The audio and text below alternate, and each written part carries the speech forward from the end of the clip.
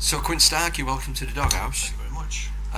Rottenstall man, Accrington, sorry, who's Accrington, a long time ago moved to California, Sweden. So tell me about yourself. Well, if we go way back, started classical guitar lessons at 12. Did you? Yeah. I had a great teacher called Burton Granger. Do you still play a bit of classical?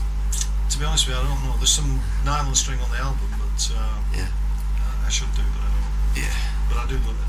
That's what I listened to when I was like 14, 15. I used to listen to Julian Bream and John Williams when everyone else was listening to Sex That's Pistols. that double album with a pair of them. Exactly. Yeah, I've got that. Together I know or that. something. Yeah, that's it. Yeah. That's it, yeah. Brilliant. I love that. And then I obviously discovered electric guitar. I would say my biggest, the guy who I spent most time in my bedroom trying to rip off is Martin Knopfler. Matt Knopfler. Yeah. Because of the classical thing with the fingers. Yeah. It was pretty easy to just get into that straight away. Yeah. So I did that, and then my first pro gig would probably be about 18. First I joined a band from Accrington called the Roadrunners.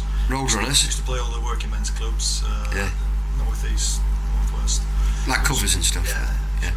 Great experience. Yeah. A lot of Shadows stuff, so I got a bit of that. Yeah. And then one day I went into my local music store in Accrington, the Music Box, and there's a guy called Eric Truick, old guitar player, and said, hey, do you fancy a pro gig? I said, yeah. He said, they're auditioning tomorrow, they leave on Friday. It was like 6 weeks in Norway, 6 weeks in Germany, English dance band from Blackpool. And you were 18, 19? Yeah, I got the gig, and we set it off. And I always remember they said, don't bring too much gear, just bring your guitar and some clothes, you know. Yeah. And then when we're picking up the keyboard player, he's like stood on the street corner with his TV and a fridge. So, but that was a great gig because it was 6 hours a night, almost 6 hours a night. It's quite an experience at that age. Yeah. So around right. And reading everything, everything was notes. And he used to be pretty mean. All right. He'd shout out numbers like, 45, and you'd be like trying to get to 45, and he'd be counting it in as you're searching, on purpose, of course.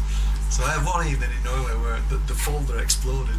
Just like so and he's grinning in the background. Yeah, exactly.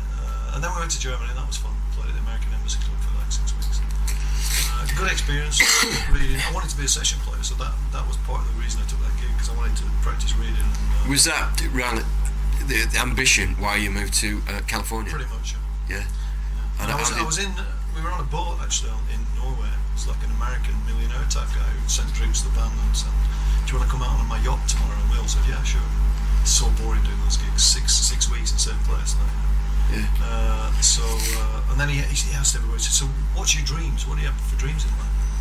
And when he came to me, like being the youngest and last in the band, he said, so what do you want to do? I said, I want to go to this school in America called GIT. I said, but oh yeah, I've heard of that. It's just a dream, He said, well, why don't you do it? I said, well, it costs a lot of money and I don't have it. Yeah. And he said, write your bank account number down, I'll put the money in. If you ever get in a position to pay me back, do it. If not, forget it. Wow. But I thought, okay. Being from from Accrington, I thought, there's got to be a catch. Yeah. There's got to be a catch. So I never did. He didn't ask to go on a cruise on his own. He planted the seed of doing it. So when I came home, I had a job from when I left school, so I've been engineering, so I've been saving a lot of money. Not a lot, but I've been saving up stuff. So I put that into it and borrowed a bit of money and went out there and ended up, I got won a guitar, won an Ovation guitar. Did you actually go to, did you call it GIT or GIT? Well, I call it GIT because at the time there were only 3 schools, GIT, BIT and PIT. And then they called it Musicians Institute because they started a school for everything now. There's like a roadie school or they sold it to Japanese. It's just making guitars. That's but GIT is famous, isn't it?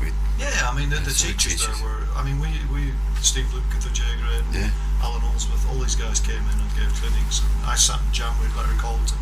And, really? Sure. You just come in a room and you take turns. Amazing. So that was a year. That was a year, and then when you come out of that, all of a sudden you realise, wow, I've been in a bubble. This is the real world out here. Yeah. So I came back to Accrington, and I went on a vacation with my girlfriend at the time.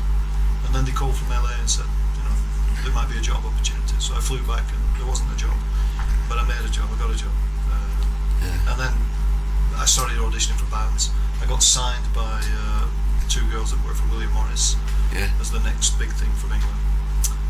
And they got me auditions with like George Michael, Billy Idol.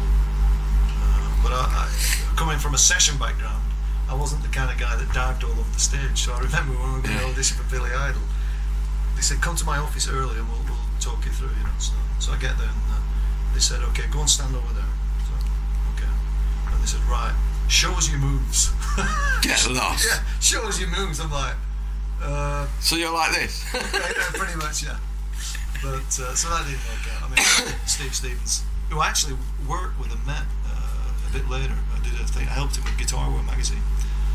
You know, he's a genius. He can play, but he can't write. So they sent me there to transcribe what he played like Rebel Yells. And I'll never forget. I knocked on his hotel room door, and when he opened it, I thought he was just like in jeans and stuff. But he opened it exactly like he looks with Billy Idol on stage. And he invited me in and he just walked over to the phone, picked it up and said, what do you want? I could have ordered anything, I think. Anything, you name it. Yeah. Anyway, that was great. And then, I eventually ended up in Sweden. And I got into sessions there pretty quick. So how long ago was this that you moved to Sweden? I moved to Sweden 89. 89?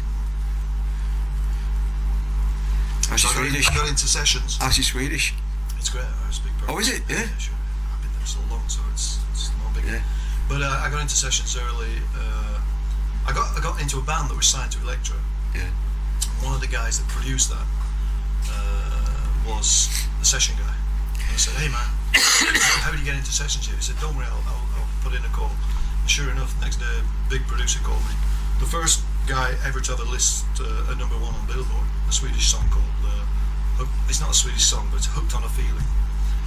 And Jonathan King did a version, but this guy Bjorn Skifs, who's a Swedish megastar, he got to #1 on it. And those two guys were like 22 at the time. Alright. And so he started using me on everything he did, on films and records and stuff. And then I was at a party and I met a guy. You made it really then, hadn't you? Well, no, the money wasn't good, you see, that was the problem. It cost you as much to get there as you got paid, pretty much, with taxes and stuff. So I realised that I couldn't make a living doing that. But then I met a guy at a party who was in advertising, and he said, do you make music for ads? I said, yeah, sure. I thought, how long can it be? And then he gave me a job for Juicy Fruit, and that led to, and since then I've written the most played jingle of all time in Sweden, which is a McDonald's jingle. So you wrote that, yeah. 2001, I was the most played composer in Sweden. Yeah. Even with pop music and stuff. Yeah. Just through that jingle, and it ran for 8 years. So and then I've done stuff for like Toyota, loads of stuff. But yeah, just one sec. Can you just keep it quiet? Just right. Yeah. So but then I'll cut that bit out. Let's get into how we got to this. Yeah. I used to be a big eJazz fan. Oh yeah. And I remember driving to gigs, listening to Francis albums. And then one day I read that you did house concerts. You could come and play in your house. And I thought, wow, this sounds amazing. Like, so I sent off an email to his manager, and she said, yeah, you can come and play. I was like, so excited. So he came over and did a house concert. And when he saw my studio, I have a studio in my house, he said, oh, you're a muso, oh, great, you know. He said, play me some of your songs. And so I played him a few songs, and you know, he went and did his gig. It was great. And then he came back a second time, and eventually he said to me, you know, you should make an album. He said, these songs are too good to just, you know, have sat. You know. So that was the kickstart for you to make your own album? It was the catalyst that, and then he called me like 6 months later and said, how's it going? Yeah. And I hadn't done anything. And he said, right, I'll come and sit with you for 6 days and help you with pre-production. Really, yeah. And when he said that, I just thought, yeah, I'd be stupid. And so your first album was born? So we, what I did, I started writing. I wrote all these songs in 2 months actually, because I got so fired up from it. This is the one that's on the front of the video, isn't it, that I've seen? Yeah, is it? That's my mum actually. Is it? Yeah. A lot. Yeah. A lot. Yeah. And then you've got inside. So off the back of that, yeah. A lot of those videos you've got on your website, Malibu and stuff, were they from this? Is that I went to Malibu in January now and filmed for that song. Oh, is that recent? Yeah, sure. Yeah. So I was there recently and filmed that, and then that video, I love that Malibu video. I'm doing everything myself. You know, I work with professionals, and they say like, oh my god, it's so cheesy. Yeah. You know, but I don't care. It's got me airplay on Radio Malibu. They play in Malibu in California every day, alongside Pink Floyd, Hotel California. Yeah. That's fine for me. So Francis was a major player, and I was at he has these charity events up in the north east, up in He has a charity event every year. I mean, last year he got Robert Plant to come and play in Egremont Town Hall. Seriously, 200 people watching Robert Plant. I mean, it's just ridiculous. So anyway, he when I was at one of these dues, Dory Jackson, who sings all these backups, came up to me and said, "I heard you're going to make an album." I said, "Yeah." I said, "If you want some backing vocals, just let me know." And that I was like, "Oh my God, this is too good to be true." And then Francis said to me, I was halfway through pre-production. You know, I'd write a song, send it to him, and he'd say like, "Oh, this is great. This change that, do this, do that." And then eventually he said, "You know what? Why don't you just fly out to my place in New York and we'll record it together?" So half of it's done there and half of it's done in my studio. So since that's done, taken off, how's it? It's been great. I sell it on my website, and then I'm on all the digital channels which are free. I mean, iTunes is not free, but I don't know if people buy on iTunes anymore. But Spotify's starting to take off. I've got airplay in Italy, Spain, UK. So are you touring? Are you doing a tour off the back of that? See, I've done everything myself. Yeah. What I really need to do if I want to do it on a bit of a larger scale is get some kind of third person or a manager or an agent or something to help me with it, because it's one, I always think it's easier to plug someone else. You know, if I'm going to sell you, it's a lot easier for me to sell you and tell some guy, "This guy's the greatest guy in the world, you've got to book him." You know, whereas if I go in someone and say, "I'm the greatest guy in the world, you've got to book me," it's not quite the same thing, you know. So I'm coming from advertising. I know tricks to get your foot in the door, kind of thing. Well, but it's been just to come here and play is great. It sounds like things are really moving on. I'm having a great time. And I'm still doing my commercial stuff. You know. That pays the bills, and this is just like the